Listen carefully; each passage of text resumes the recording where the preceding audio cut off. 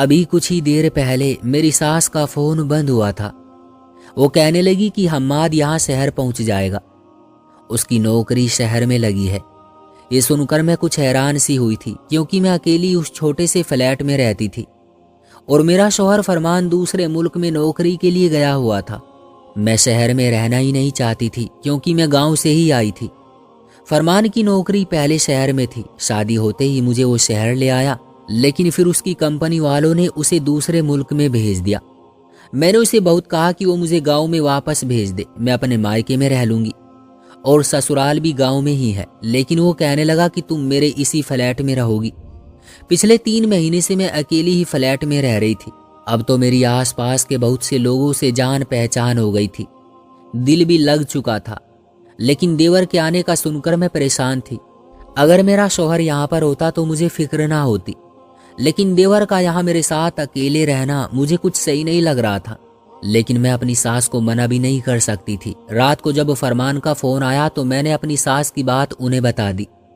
وہ کہنے لگے یہ تو اچھی بات ہے، وہ آ جائے گا تو مجھے تمہاری بھی فکر نہیں رہے گی۔ میں نے کہا فرمان لیکن میں اکیلی کیسے اس کے ساتھ ایک گھر میں رہ سکتی ہوں؟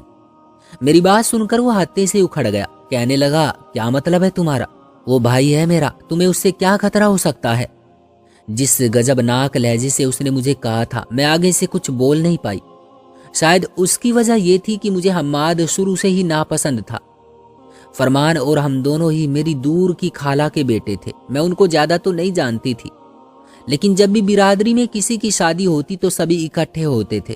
فرمان شروع سے ہی سلجھے ہوئے مزاج کے انسان تھے، لیکن حماد اتنا ہی باتونی اور کچھ لوفر قسم کا بھی تھا۔ لڑکیوں سے ہنس ہنس کر باتیں کرنا اس کی عادت تھی، لیکن جو باتیں میں نے اس کے بارے میں گاؤں کی لڑکیوں سے سن رکھی تھی، میں اسے نظر بھر کر بھی دیکھنا پسند نہیں کرتی تھی۔ پھر اس کے ساتھ ایک ہی گھر میں رہنا، نوکری لگ جانے کا مطلب تو یہی تھا کہ وہ کئی مہینے تک یہاں رہے گا۔ ہو سکتا ہے کہ نوکری پکی ہو جائے تو سالوں سال یہیں پر رہے، اور فرمان تو 6 مہینے سے پہلے آنے والے نہیں تھے۔ میں یہ سوچ کر پریشان ہو رہی تھی۔ اگلے دن میں نے اس کی پسند کی بریانی بنا لی، کیونکہ میری ساس نے خاص تاکید کی تھی۔ 7 بجے میرے گھر کی بیل بجی، مجھے پتا تھا کہ حماد ہی ہوگا۔ میں نے دروازہ کھولا تو وہ سامنے مسکراتا ہوا مجھے دیکھ رہا تھا۔ بڑی بے تکلفی سے اپنا بیگ لے کر اندر آ گیا، کہنے لگا توبہ ہے، یہ بس کا سفر بھی تھکا کے رکھ دیا ہے اس نے مجھے، 2 دن تو میں بس لمبی تان کر سوؤں گا۔ پھر کہنے لگا میرا کمرہ کون سا ہے؟ میرے اس فلیٹ میں بس 2 ہی تو کمرے تھے۔ میں نے دوسرے کمرے کی طرف اشارہ کر دیا۔ اس کمرے میں زیادہ فرنیچر نہیں تھا، اسے میں نے ڈرائنگ روم کے طور پر سیٹ کیا تھا۔ اس نے ایک نظر کمرے کو دیکھا اور پھر کہنے لگا میں یہاں نہیں رہ سکتا، ایسا کرو تم یہاں پر سو جانا، مجھے تو بیڈ پر ہی نیند آتی ہے۔ یہ کہہ کر وہ بڑے آرام سے میرے کمرے میں چلا گیا۔ میں اسے حیرت سے دیکھتی رہ گئی۔ اس وقت میں اس سے بحث کرنے کے موڈ میں بالکل نہیں تھی کہ کیا سوچے گا کہ بھابی نے آتے ہی بحث شروع کر دی ہے۔ وہ مجھ سے بس 2 سال ہی چھوٹا تھا، لیکن دیکھنے میں ظاہر ہے اپنے قد کاٹ کی وجہ سے مجھ سے بڑا ہی لگتا تھا۔ میں نے کھانا گرم کیا، تب تک وہ نہا دھو کر آ گیا۔ بریانی دیکھ کر خوش بھی ہو گیا، کہنے لگا بہت ذائقہ ہے تمہارے ہاتھ میں۔ میں تو خیر پہلی بار ہی کھا رہا ہوں، کیونکہ شادی کے فوراً بعد تو تم شہر آ گئی تھی۔ یہ کہنے کے بعد کہنے لگا کہ تمہارے لیے میں تحفہ لایا ہوں، چلو آؤ تمہیں دکھاتا ہوں۔ بڑی بے تکلفی سے اس نے میرا ہاتھ پکڑا اور مجھے کمرے میں لے گیا۔ میں نے غصے سے کہا میرا ہاتھ چھوڑو۔ وہ کہنے لگا پہلے تمہیں تحفہ تو دکھا دوں۔ پھر اس نے مجھے ایک فینسی سا سوٹ دیا، پھر کہنے لگا یہ تمہارے لیے۔ میں نے وہ رکھ لیا، لیکن جس قسم کا وہ لڑکا تھا میں نے یہی سوچا کہ مجھے اس سے دور ہی رہنا چاہیے، لیکن میں نہیں جانتی تھی کہ میں نے اپنی زندگی کو کس عذاب میں ڈال لیا ہے۔ رات کو حماد میرے کمرے میں ہی سویا تھا اور مجھے ڈرائنگ روم کے صوفے پر لیٹنا پڑا۔ میں نے سوچا تو یہی تھا کہ اگلے دن اسے کہہ دوں گی کہ مجھے اپنے کمرے کی عادت ہے، اگر اسے مشکل ہے تو صوفے لانج میں رکھ کر ڈرائنگ روم کو ہی کمرہ بنا لے۔ نہ جانے اس نے کب تک رہنا تھا، لیکن صبح جب میں اٹھ کر باہر آئی تو وہ جا چکا تھا۔ لیکن دوپہر کو وہ بڑا خوشی خوشی گھر میں داخل ہوا اور کہنے لگا میری نوکری پکی ہو گئی ہے، کل سے جوائن کر لوں گا۔ یہ کہہ کر وہ بڑے بے ڈھنگے انداز سے لانج میں بیٹھا تھا اور سامنے رکھی ٹیبل پر اس نے اپنے پاؤں رکھ دیے اور کہنے لگا اف تھک گیا ہوں، مجھے ایک کپ چائے بنا دو۔ میں اس کی بڑی بھابھی تھی، لیکن آپ جناب کا کوئی بھی تکلف اس نے برتا نہیں تھا۔ میں نے اسے چائے بنا کر دے دی اور کہا کہ مجھے اپنے کمرے کی عادت ہے، اس لیے وہ ڈرائنگ روم کو اپنا کمرہ بنا لے۔ लेकिन मैं नहीं जानती थी कि वो मेरी इस बात का जवाब इस तरह भी दे सकता है। कहने लगा कि अगर तुम चाहो तो हम एक ही कमरा एडजस्ट कर सकते हैं। ये सुनकर तो मेरा दिमाग खोल गया था। मैंने गुस्से से उसे देखा तो वो हंसने लगा। कहने लगा मजाक कर रहा था। मैं उठकर किचन में जाने लगी तो मुझे कहने लगा, वैसे तुम गुस्से में भी बहुत खूबसूरत लगती हो। मैं जानती थी कि वो इस तरह की बातों का आदी है, चाहे सामने वाला उसकी ऐसी बातों से गुस्सा ही क्यों ना हो रहा हो। वो बाज नहीं आता था। मैं रात का खाना बना रही थी और वो लाउंज में बैठा टीवी देख रहा था, लेकिन जिस तरह की वो इंग्लिश मूवी देख रहा था सारी मुझे किचन के अंदर सुनाई दे रही थी। उसकी वाहियाती और बेहूदगी पर मेरा जी चाह रहा था कि उसे खरी खरी सुना दूं कि उसे तमीज नहीं है कि घर में एक भाभी भी मौजूद है। रात का खाना बनाकर ही मैं अपने कमरे में चली गई। कमरे का हाल देखा तो मेरा सर पीटने को दिल चाहा। पूरे कमरे में उसके कपड़े बिखरे पड़े थे, कहीं तौलिया, कहीं जूते, कहीं मोजे। मैं जितनी सफाई पसंद करती थी वो उतना ही बेतरतीब किस्म का इंसान था। मैंने उसके सारे कपड़े उठाए और धोने के लिए डाले, उसका बैग बंद किया और लॉन्ज में रख दिया। अगले ही दिन उसने कमरे में बेड पर लाकर रख दिया। मैं हम्माद के घर आने से पहले ही खाना बनाकर अपने कमरे में जाकर कमरे में दरवाजा लॉक करके बैठ जाती थी कि जब ये खाना खाकर सो जाएगा तभी कमरे से बाहर निकलूंगी। जितना मेरा उससे सामना कम हो बेहतर है, क्योंकि वो एक नंबर का बदतमीज था। लेकिन मुझे हैरत उस वक्त हुई जब उसने मेरे दरवाजे पर दस्तक देना शुरू कर दी। मैंने दरवाजा खोला तो कहने लगा कि खाना तो टेबल पर लगा दो अफसा, कब से भूख लगी है और तुम हो कि तुम्हें एहसास ही नहीं है कि कोई भूखा प्यासा बाहर बैठा है। मैंने कहा सब कुछ तैयार तो है, तुम प्लेट में डालो और खा लो, ये तो तुम खुद भी कर सकते हो। मेरी बात सुनकर वो नहीं में सर हिलाते हुए कहने लगा, करने को तो मैं बहुत कुछ कर सकता हूँ, लेकिन ये कहकर वो फिर से मुस्कुराने लगा। उसकी मायने खेज मुस्कुराहट मुझे जहर लगती थी। फिर मेरे थोड़े करीब होकर कहने लगा, मुझे आदत नहीं है इन कामों की, इसलिए तुम्हें परेशानी तो होगी, लेकिन ये सारे काम तुम्हें ही करने पड़ेंगे। चलो जाओ जल्दी से खाना लगाओ, मुझे बहुत भूख लग रही है। मैंने उसे गुस्से से देखा और किचन में चली गई। खाना गर्म किया और टेबल पर लगा दिया। मैं उसके सामने बैठकर खाना खाना चाहती ही नहीं थी, इसलिए अपनी प्लेट बनाई और अपने कमरे में जाने लगी। तो वो कहने लगा, ये क्या बात हुई, यहाँ मेरे सामने बैठकर खाना खाओ, मैं तुम्हें खा थोड़ी जाऊंगा, वैसे भी मैं मुसलमान हूँ, मुझ पर इंसानी गोश्त हराम है। ये कहकर वो हंसने लगा। कहने लगा, भाभी हो तुम मेरी, ना मुझसे बात करती हो ना कुछ कहती हो।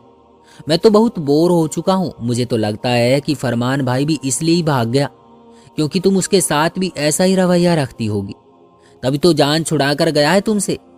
उसकी इस तरह की बातों को सुनकर मेरी बर्दाश्त खत्म हो गई थी। मैंने कहा, तुम अपने काम से काम रखो तो ज्यादा बेहतर है।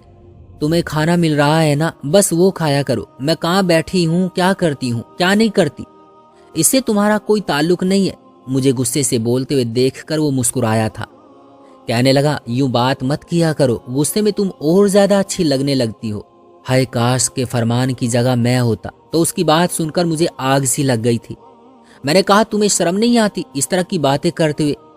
वो कहने लगा, कैसी शर्म, जानती हो देवर भाभी में कैसे कैसे मजाक और बातें चलती हैं, लेकिन तुम तो शायद आदम बेजार किस्म की लड़की हो। जरा मेरे साथ वक्त गुजारा करो तो तुम्हें अंदाजा हो जिंदगी कितनी हसीन है। ये कहकर वो एक के बाद एक रोटी के निवाले मुंह में डाल रहा था और मैं बस उसे हैरानी से ही देख रही थी। मैंने कहा कि फरमान से बात करती हूँ, वही तुम्हें तमीज सिखाएगा कि भाभी से कैसे बात करते हैं। मुझे लगा था कि वो इस बात पर अपना रवैया सही कर लेगा, लेकिन ऐसा नहीं हुआ।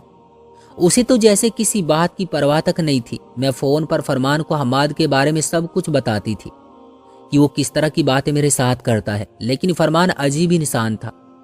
कहता था कि तुम गलत सोचती हो, वो ऐसा नहीं है। उसे अपने भाई पर न जाने क्यों इतना भरोसा था। वो कोई बात भी हम्माद के खिलाफ सुनने को तैयार नहीं था। एक बार मैं अपने कमरे में सो रही थी, मुझे एक अजीबो गरीब सा शोर सुनाई दिया और उसी शोर की वजह से मेरी आंख खुली थी। मुझे लगा जैसे मेरे कमरे की गैलरी में कोई मौजूद हो। मेरा दिल तो धड़कना ही भूल गया था। मेरे कमरे की गैलरी में इस वक्त कौन हो सकता था? मैं खामोशी से बेड से नीचे उतरी और धीरे धीरे चलती हुई गैलरी की तरफ आ गई। मैंने हल्का सा पर्दा हटाकर देखा तो मेरी जान ही निकल गई। दो नौजवान हाथ में पिस्टल लिए गैलरी में खड़े थे। मैं नहीं जानती थी कि मेरी गैलरी का दरवाजा अंदर से लॉक है या खुला है। अगर वो कमरे के अंदर आ जाते तो फिर इससे आगे तो सोचना मेरे लिए बहुत मुश्किल था। तेज कदमों से चलती हुई कमरे के दरवाजे तक पहुंची और अपना कमरा खोलकर बाहर निकल गई। मैं बुरी तरह बदहवास थी, समझ नहीं आ रहा था कि क्या करूं और क्या ना करूं। मेरा कमरा अंदर से लॉक होता था, बाहर से नहीं। वो लोग तो दरवाजा खोलकर बाहर भी आ सकते थे, इसलिए मैंने देवर के कमरे का दरवाजा खटखटा दिया। कुछ देर बाद उसने दरवाजा खोला, शायद वो भी गहरी नींद से जागा था और मुश्किल से ही आंखें खोलकर मुझे हैरत से देखने लगा। मेरे चेहरे का उड़ा हुआ रंग देखकर मुझसे पूछने लगा कि क्या हुआ है। मैं फौरन से उसे पीछे हटाकर उसके कमरे में आ गई। मैंने उसके कमरे का दरवाजा अंदर से बंद किया और कुंडी लगा दी। ये देखकर वो बहुत हैरान था। मेरी हालत ठीक न थी, बदहवासी की वजह से लफ्ज जुबान से नहीं निकल रहे थे। मैंने मुश्किल से कहा, वो मेरे कमरे में चोर। मेरी बात यहीं तक पहुंची थी कि कमरे के दरवाजे पर दस्तक हुई। ये सुनकर तो मेरे रहे से होश भी खत्म हो गए थे। अपने कमरे की दस्तक की आवाज़ सुनकर तो हम्माद भी घबरा गया था, लेकिन मेरी हालत तो ये थी कि मेरा दिल ही धड़कना बंद हो जाएगा। मैं नहीं जानती थी कि डर के मारे कैसे, लेकिन मैं उसके सीने से लग गई और उसकी कमर को दोनों हाथों से जकड़ लिया। मैंने कहा, बाहर चोर है। ये लोग मेरे कमरे में थे। मुझे डर लग रहा है। डर के मारे मुझे लग रहा था कि शायद मेरी जान ही निकल जाएगी। मुझे अपनी उस गलती का बिल्कुल भी एहसास नहीं था। शायद मैं बहुत ज्यादा डर चुकी थी। कमरे में दोबारा से दस्तक होने लगी। बाहर जो भी था वो कहने लगा कि दरवाजा खोलो। मैंने अपने देवर से कहा कि दरवाजा मत खोलना, ये हम दोनों को मार डालेंगे। मैंने इनके हाथों में पिस्टल देखा है। मैं उसके पहलू से लगी ये सब कह रही थी। वो मुझे कहने लगा कि तुम परेशान मत हो, ये लोग अंदर नहीं आ सकते, दरवाजा लॉक है। उसने मुझे खुद से दूर करना चाहा, लेकिन मैं डर के मारे इस कदर डरी सहमी हुई थी। वो मुझे अपने साथ लगाए बेड तक ले आया, फिर मुझे बेड पर बैठाया, खुद भी मेरे बराबर में बैठ गया। कहने लगा, डरो मत, मैं हूं ना। दरवाजे पर फिर से दस्तक हुई थी। इस बार कड़क लहजे में नौजवान ने कहा कि दरवाजा खोलो वरना हम दरवाजा तोड़ देंगे। ये सुनकर मैंने उसका हाथ अपने दोनों हाथों में जकड़ लिया। मैंने कहा, तुम बाहर नहीं जाओगे? वो कहने लगा, ये मेरा कुछ भी नहीं बिगाड़ सकते, मेरा हाथ छोड़ो। ये कहकर उसने अपना हाथ मेरे हाथ से छुड़वा लिया था। उसके बाद उसने एक दराज से पिस्तौल निकाली। ये देखकर तो मेरा दिल सीने में जैसे थम सा गया। मुझे डर लगने लगा कि कहीं वो आपस में झगड़ने ना लग जाए, कहीं वो लोग इसे गोली ही ना मार दे। मैं फौरन से उठकर हम्माद के पास आ गई और उससे कहने लगी, ये तुम क्या कर रहे हो? कहने लगा, मैं कोई बुजदिल थोड़ी हूँ, उनका मुंह तोड़ना अच्छे तरीके से जानता हूँ, बस तुम कमरे से बाहर मत निकलना। मैं रोने लगी। उसे कहने लगी कि खुदा के लिए तुम कहीं मत जाओ, ये ना हो कि वो तुम्हें मार डाले। वो कहने लगा कि तुम परेशान मत हो, मुझे लड़ना भी आता है और गोली भी चलानी आती है। ये कहकर वो कमरे से बाहर चला गया। कमरे का दरवाजा बंद कर दिया।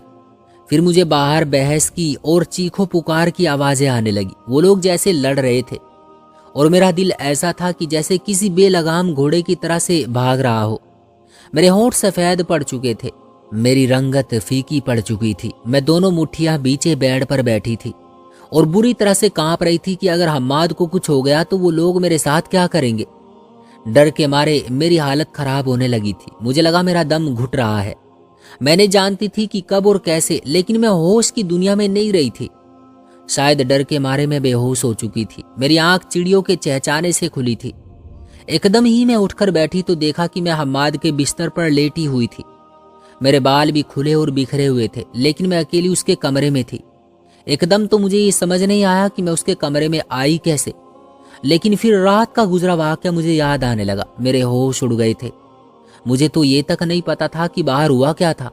मैं फौरन से उसके कमरे से बाहर आई तो हम्माद सोफे पर बैठा सिगरेट पी रहा था। उसके बाजू पर पट्टी बंधी हुई थी और सर पर भी जख्म का निशान था। ये देखकर मैं उसके पास आ गई। मैंने कहा, तुम यहाँ और वो लोग?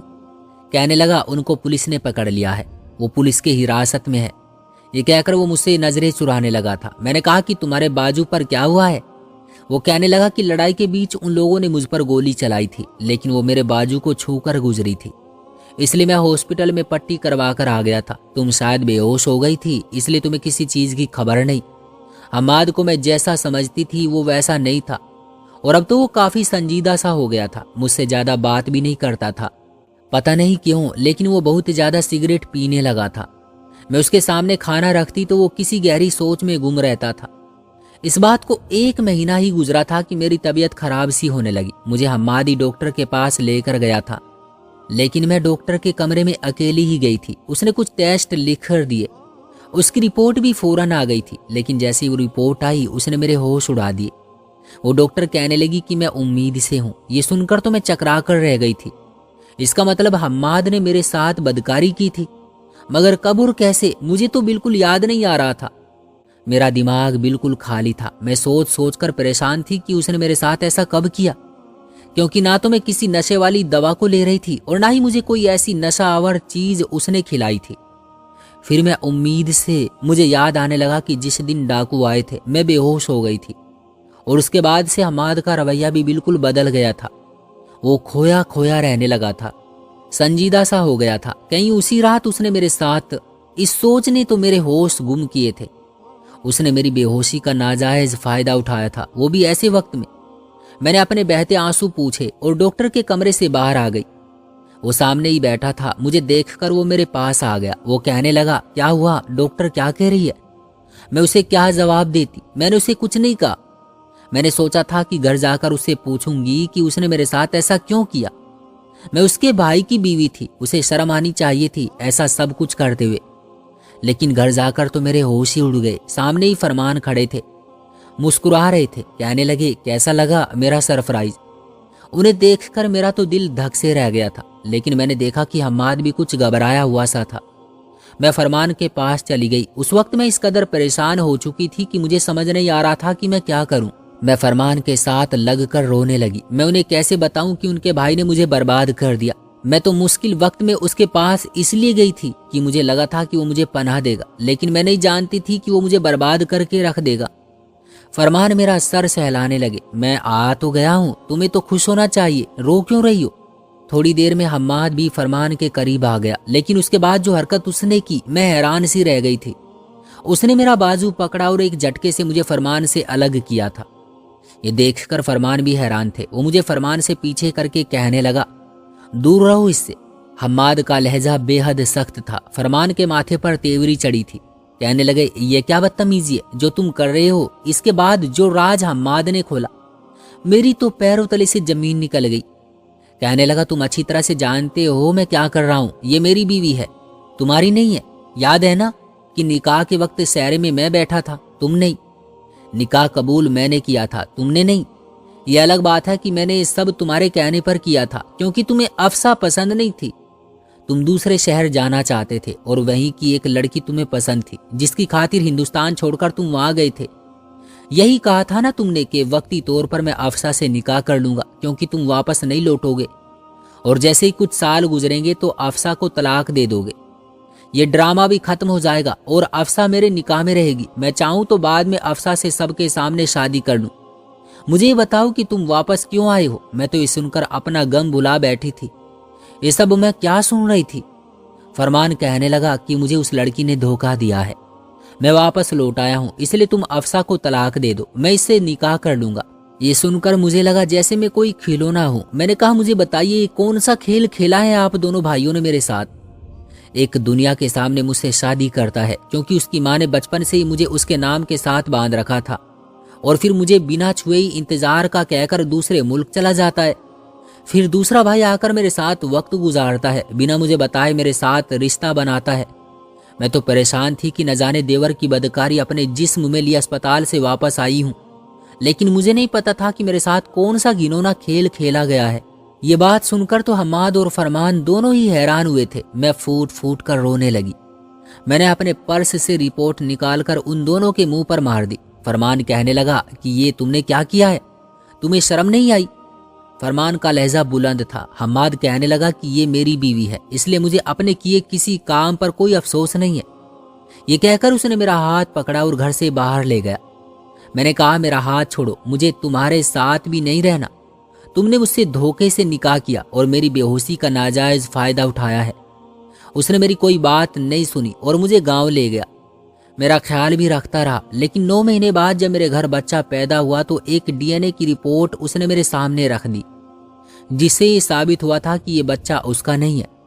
वो कहने लगा कि जिस रात वो डाकू आए थे, उन्होंने मेरे बाजू पर गोली मारी और मेरे सर पर पिस्टल का बट मारा और मैं बेहोश हो गया था। मैं नहीं जानता, लेकिन जब मुझे होश आया तो वो दोनों घर से जा चुके थे। जब मैं कमरे में आया तो तुम्हारी हालत देखकर मैं समझ गया था कि वो तुम्हारे साथ बदकारी कर गए हैं। جب تمہاری رپورٹ میں نے دیکھی تو مجھے یہی ٹھیک لگا کہ میں تمہیں اپنا لوں، کیونکہ تمہارا اس میں کوئی قصور نہیں تھا۔ جو کچھ بھی ہوا تھا وہ ایک حادثہ تھا۔ میں پتھرائی ہوئی آنکھوں سے اسے دیکھ رہی تھی تو کبھی اس بچے کو۔ مجھے سمجھ نہیں آ رہا تھا کہ اس بچے کو اپناؤں یا کسی کچرے میں پھینک دوں۔ آپ ہی مجھے بتائیں۔ دوستو، آپ کا کیا کہنا ہے اس کہانی کے بارے میں؟ کومنٹ باکس میں ہمیں ضرور بتائیے گا۔ ویڈیو کو لائک کر کے چینل کو سبسکرائب ضرور کر لیجیے گا تاکہ آنے والی ویڈیو آپ کو وقت پر ملتی رہے۔ میں ملتا ہوں آپ سے اگلی ویڈیو میں، تب تک کے لیے اللہ حافظ۔